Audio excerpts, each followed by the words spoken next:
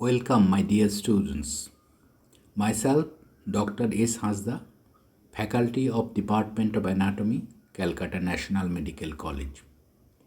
The topic we are going to learn today is venous drainage of the superior extremity. Let us learn the topic under the following headings. Number 1, Introduction. Number 2, the main veins of drainage. Number 3, description of the veins. Number 4, applied anatomy. And last but not the least, number 5, summary. The veins of superior extremity are grouped into two sets, superficial and deep. The superficial set of veins lie in the superficial fascia and they have no relation to the arteries of the limb. The deep set of veins lie underneath the deep fascia. They accompany the arteries and are arranged in pairs as veni comitantes. There lies a communication between the superficial and the deep set of veins.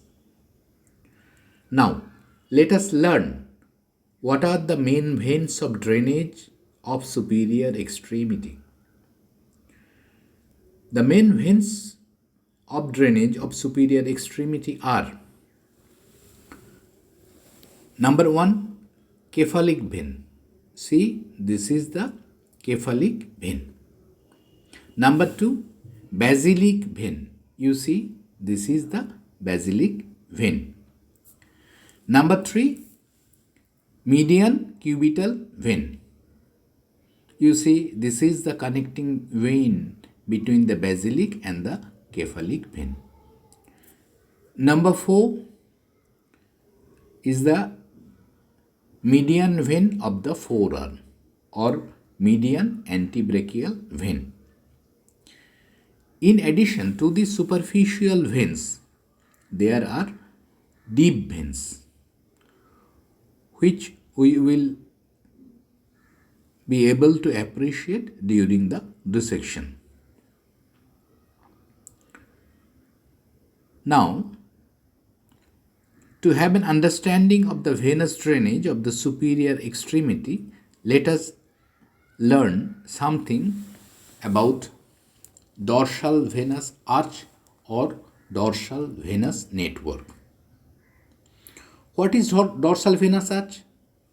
Dorsal venous arch is a venous arch or network of veins which is present on the dorsum or back of the hand, opposite the middle of the metacarpals, into which blood from the hand drains.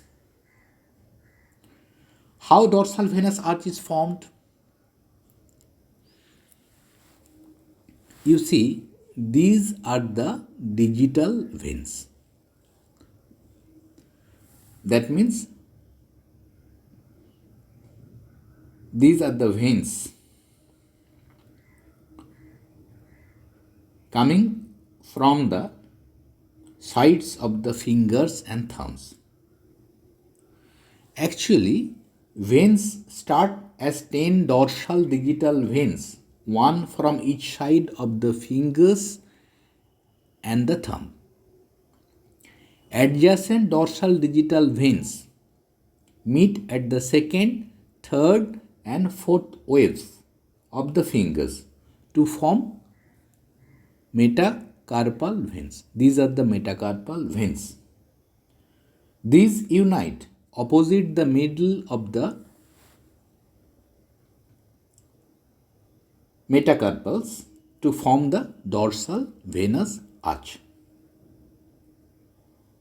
So this is how dorsal venous arch is formed. You can see dorsal venous arch has got a lateral end and a medial end. Lateral part of this arch, I mean dorsal venous arch, receives dorsal digital veins from both sides of the thumb and lateral or radial side of the index finger, and is then continued upwards or prolonged upwards as cephalic vein. This is the cephalic vein, which is nothing but the continuation of the lateral part of the dorsal venous arch or network.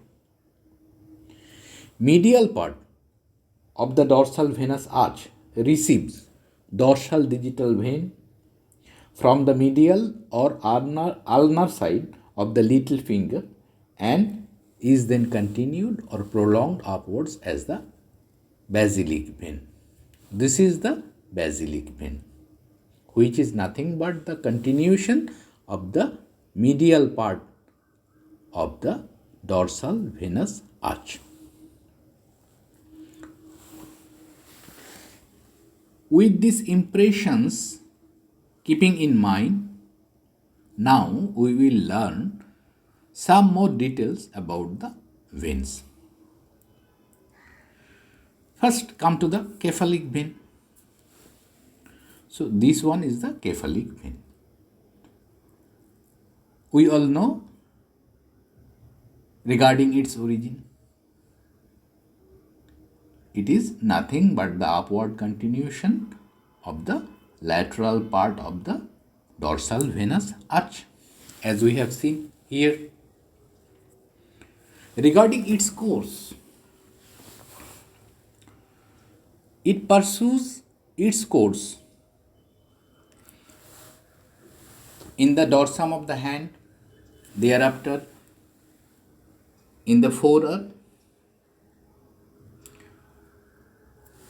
then in the arm, before its end into the axillary vein.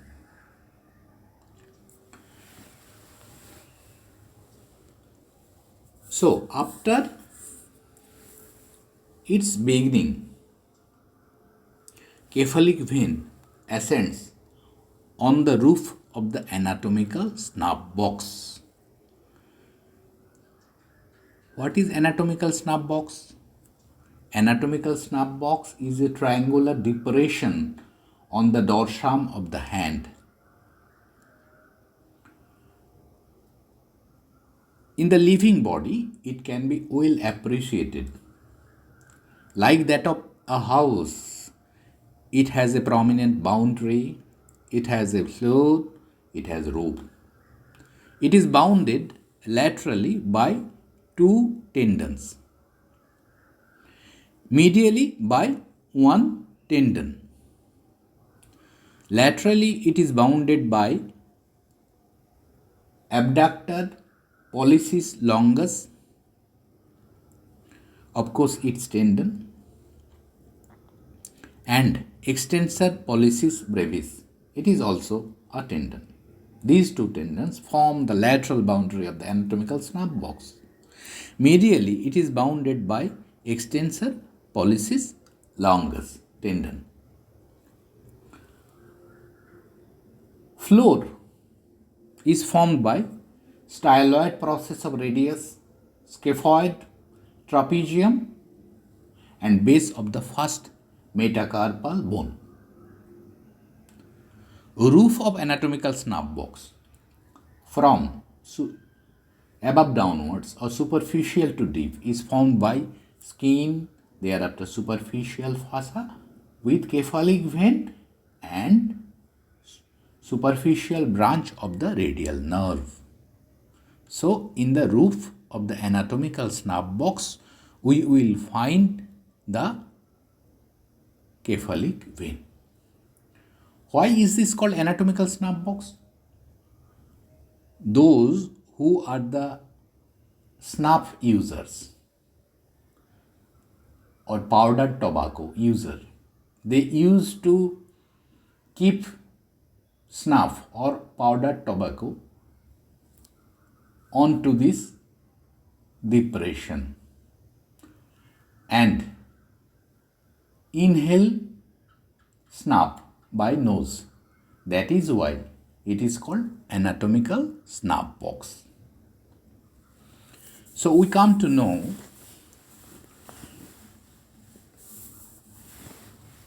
that cephalic vein, after its origin, pursues a course in the anatomical snap box. Thereafter, it ascends superficial to the extensor retinaculum. This is what is extensor retinaculum. Cephalic vein lies superficial to this. Then it pursues its course towards the back of the forearm.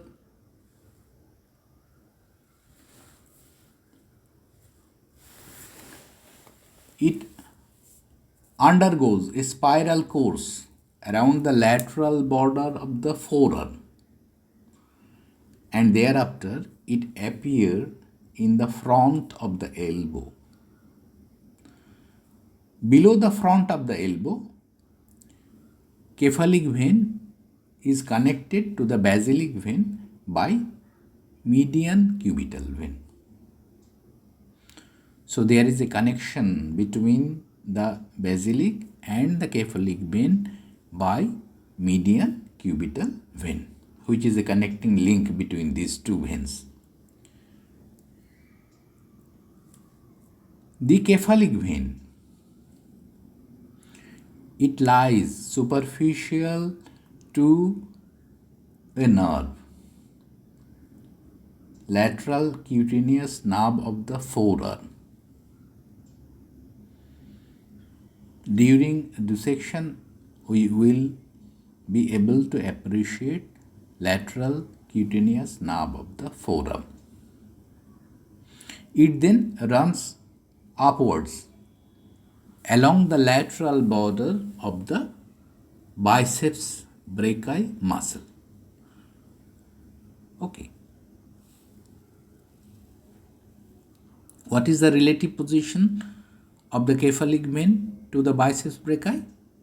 It lies lateral to the muscle biceps brachii. In the upper third of the arm, see, cephalic vein lies in a group between two muscles.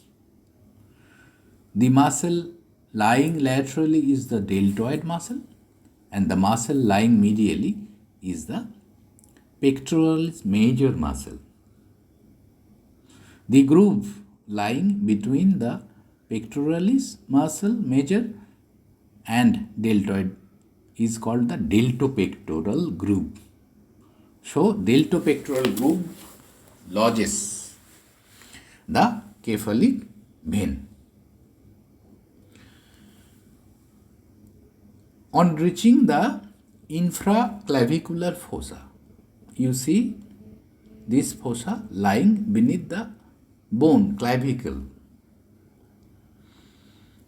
It passes deep to the clavicular head of the pectoralis major muscle. Finally, cephalic vein pierces a fascia which is called clavipectoral fascia. Clavipectoral fascia we will appreciate during window dissection. Okay. Clavipectoral fascia is a dissection of superior extremity. After piercing the clavipectoral fossa, cephalic vein ends into the axillary vein. So, this is the journey of the cephalic vein. As a continuation of the lateral part of the dorsal venous network, journey through the forearm, arm, and ultimately it drains into the axillary vein. Now let us learn some more details about the basilic vein. We know the origin of basilic vein. Basilic vein is the continuation of the medial part of the dorsal venous arch or network. Now we will learn its course. It ascends on the back of the forearm. It winds round the medial border of the forearm just below the elbow. Here it lies between anterior and posterior divisions of a nerve. The name of the nerve is medial cutaneous nerve of the forearm. In its further upward course, the basilic vein lies along the medial border of the muscle, biceps brachii. What is the relative position of the basilic vein with the biceps brachii muscle? It lies medial to the biceps brachii muscle.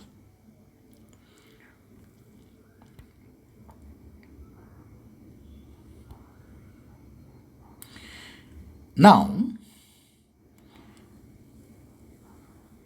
basilic vein pierces the deep fossa at the middle of the arm. On reaching the lower border of the muscle, teres major, it is joined by the vena comittantis of the brachial artery and is then continued as the axillary vein.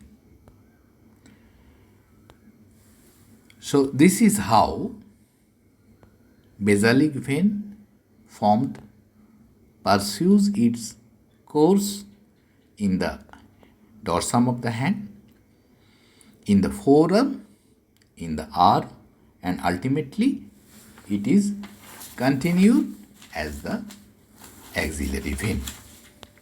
Now we will learn about the median cubital vein. This one is the median cubital vein. It is the communicating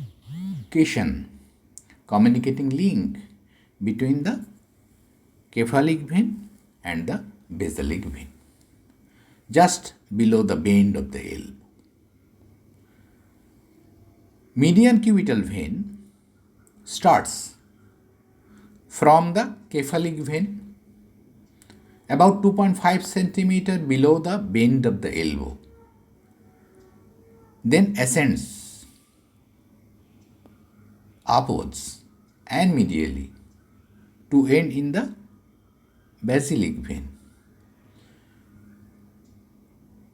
which is about 2.5 centimeter above the elbow.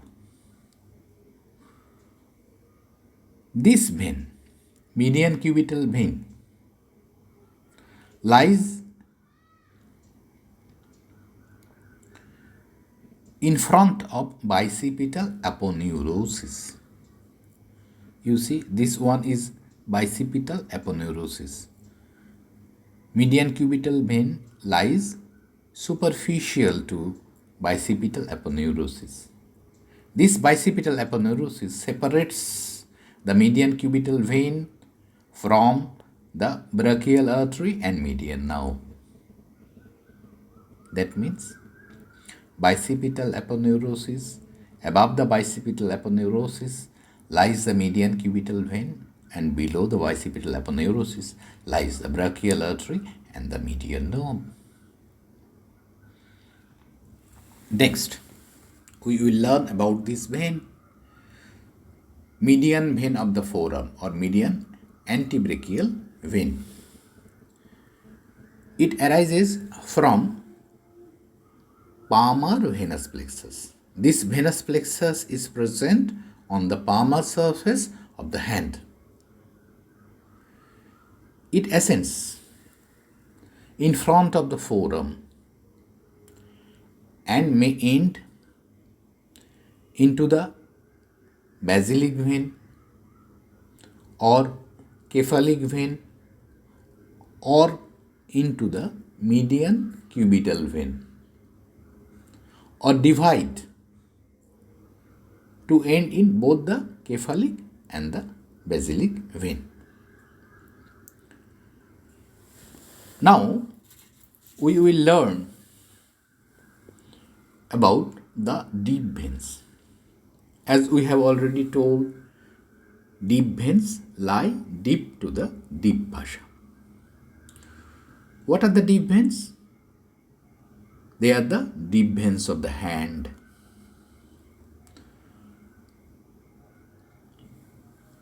Deep veins of the hand in the form of superficial palmar arch and deep palmar arch. Deep veins of the forearm. What are they? They are the veni comitatus of the radial and ulnar arteries. In the forearm, two important arteries we will encounter, namely radial and ulnar arteries. These veni comitatus meet and continued as brachial veins. Next, number 3, deep veins of the superior extremities, brachial vein. They are present one on either side of the brachial artery. In the arm, they meet with basilic vein at the lower border of the teres major and continued as axillary vein. So this one is the axillary vein, that is also a deep vein of the superior extremity.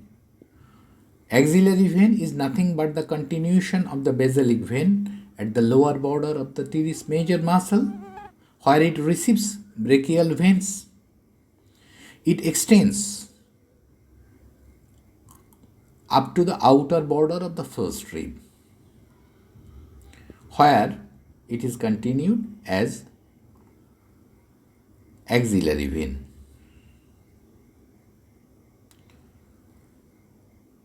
Next deep vein of superior extremity is subclavian vein. What is that? It is nothing but the continuation of the axillary vein from the outer border of the first rib. Subclavian vein ends behind the sternoclavicular joint by joining with the internal jugular vein coming down along the neck to form the brachiocephalic vein. So this is how the deep veins of the superior extremity take part in the venous drainage. Now, applied anatomy in relation to the venous drainage of the superior extremity. This median cubital vein is a very common site for venipuncture, for intravenous injection, withdrawal of blood, blood transfusion, cardiac catheterization, etc. Its ease of access, fixed position and superficial position make it a good site for venipuncture. Internal arteriovenous fistula are sometimes established for hemodialysis in chronic renal failure patients between the cephalic vein and the radial artery above the wrist.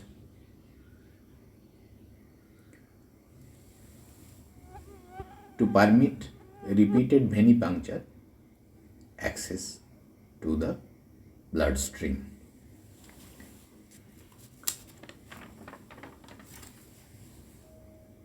Now, what is the take home message out of our lesson today? Dorsal venous network, its lateral end continued as cephalic vein, its medial end continued as basilic vein. Cephalic vein drains into the axillary vein. Basilic vein is continued as the axillary vein.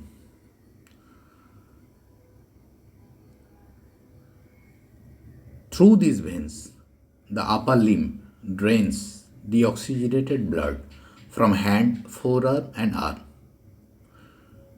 into its ultimate destination, that is, into the right atrium of the heart through superior vena cava.